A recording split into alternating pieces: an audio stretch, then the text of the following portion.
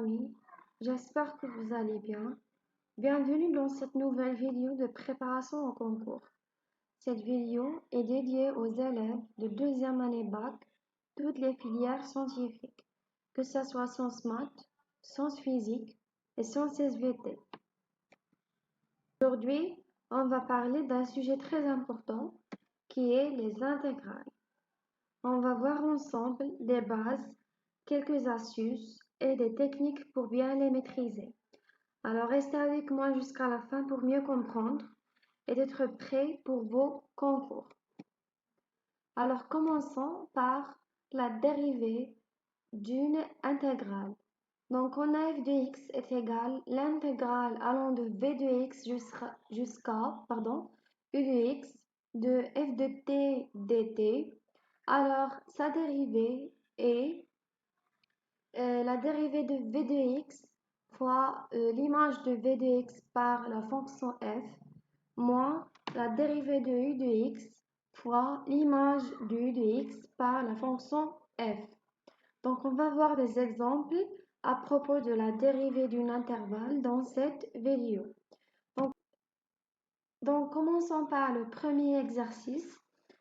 Donc on a j est égal l'intégrale allant de 0 jusqu'à pi sur 2 de cosinus carré de t dt. Alors à quoi est égal? Alors avant de calculer cette intégrale, il faut savoir une astuce qu'on va voir. Donc voilà, donc si on a f de x continue sur l'intervalle AB fermé, donc l'intégrale allant de a jusqu'à b de cette fonction elle-même d de x est égale à l'intégrale allant de a jusqu'à b de f de de f a plus b. Donc a plus b, c'est-à-dire la somme des bornes. La somme des bornes, donc a plus b moins x, la variable, d de x. Donc, on va voir les utilités de cette astuce.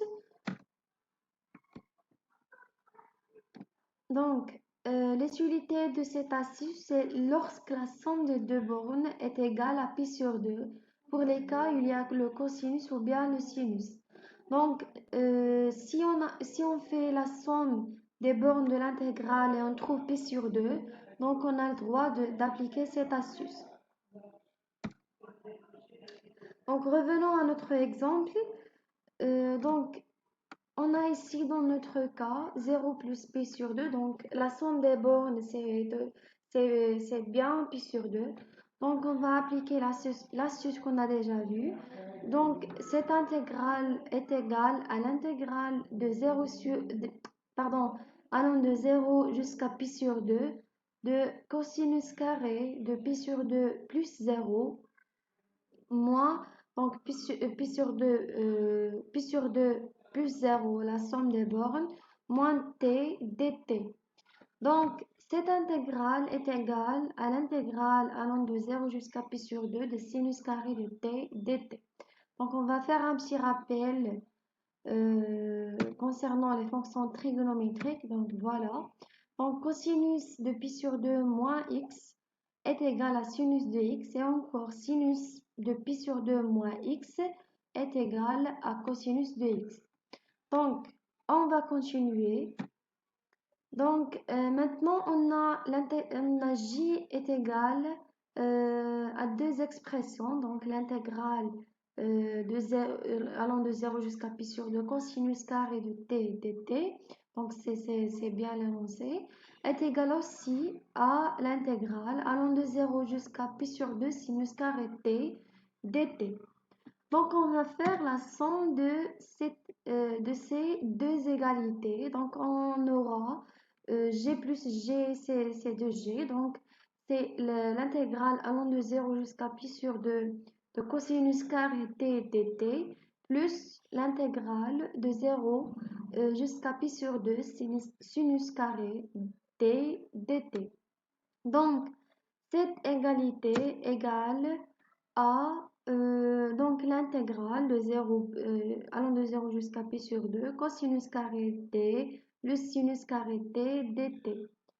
Donc, on sait très bien que cosinus carré plus sinus carré, c'est 1. Donc, voilà. Donc, l'intégrale allant de 0 jusqu'à pi sur 2, c'est dt. Donc, la primitive de 1, c'est clairement t. Donc, voilà. On a remplacé ici. Donc, c'est pi sur 2 moins 0. Donc, on aura pi sur 2. Donc, on a 2j est égal à... Donc, voilà, on a 2j est égal à pi sur 2. Donc, j est égal à pi sur 4. Donc, c'est clair. Voilà. Maintenant, on passe au deuxième exemple. Donc, on a i est égal à l'intégrale allant de 0 jusqu'à pi sur 2 de cosinus de x sur sinus de x plus cosinus de x. Donc, on va appliquer la même astuce. Donc, voilà. On a la somme des bornes de 0 plus pi sur 2, donc c'est pi sur 2. Donc, on va appliquer l'astuce, donc c'est cosinus pi sur 2 plus 0, donc c'est pi sur 2, moins x sur sinus pi sur 2 moins x plus cosinus pi sur 2 moins x. Donc, pardon, j'ai oublié ici dx et dx. Donc, cette intégrale est égale, donc cosinus pi sur 2 moins x, c'est sinus de x. Sinus pi sur 2 moins x, c'est cosinus de x. Comme cosinus pi sur 2 moins x, c'est sinus de x. Donc, on va appliquer la même astuce qu'on a appliquée tout à l'heure. Donc, on va faire la somme des deux égalités, pardon. Donc, celle-là et celle-là. Donc, on aura 2i est égal à l'intégrale allant de 0 jusqu'à pi sur 2 de sinus de x plus cosinus de x sur cosinus de x plus sinus de x. Alors, ils ont le même dénominateur, donc égal à l'intégrale allant de 0 jusqu'à pi sur 2. Donc, ici, ce rapport-là est égal à 1. Donc, sinus x plus cosinus x sur cosinus x plus sinus x. Donc, c'est 1. Donc, dx. Donc, voilà, on remplace, on aura pi sur 2.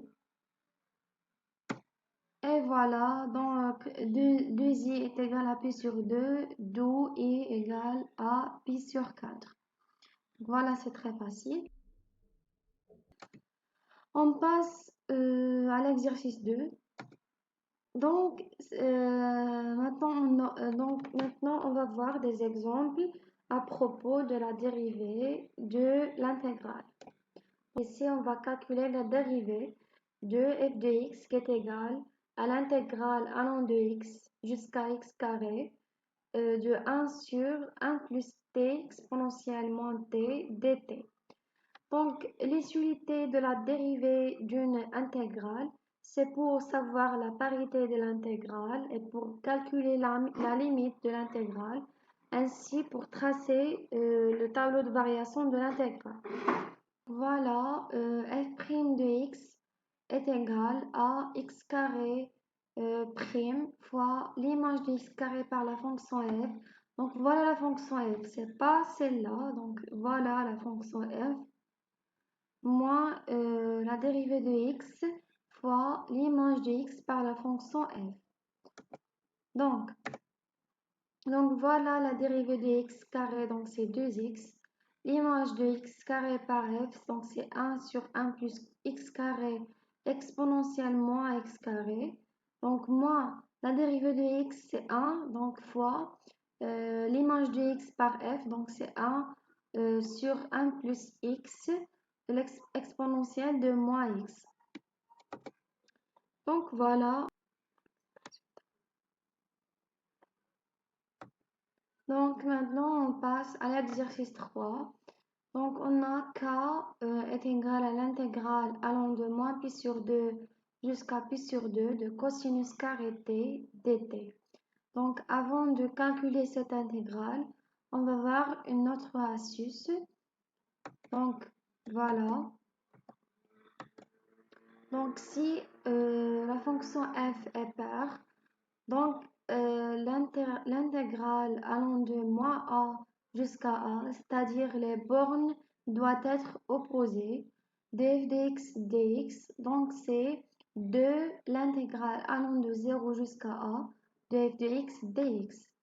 Donc, on va appliquer cette astuce sur notre exercice. Donc, revenons à notre exercice. Donc, voilà. On a ici moins pi sur 2, pi sur 2 opposé. Donc, on a le droit d'appliquer l'astuce qu'on a déjà vue.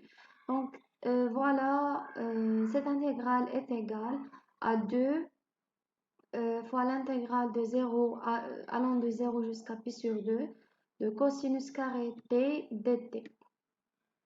Donc maintenant, on a déjà calculé l'intégrale allant de 0 jusqu'à pi sur 2 de cosinus carré t dt dans le premier exercice. Donc, c'est 2 fois, et on a trouvé pi sur 4, donc c'est 2 fois pi sur 4 qui est pi sur 2.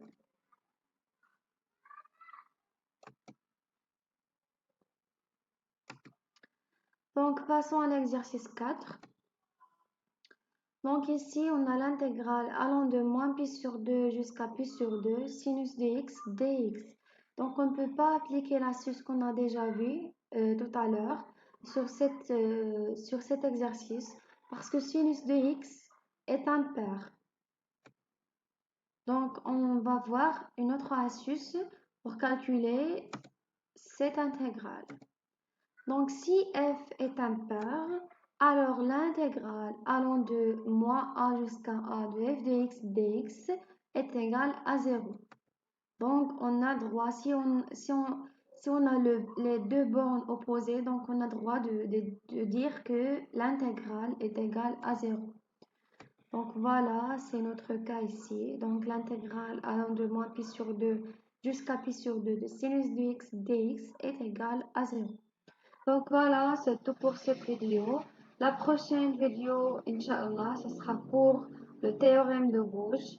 Et à la prochaine.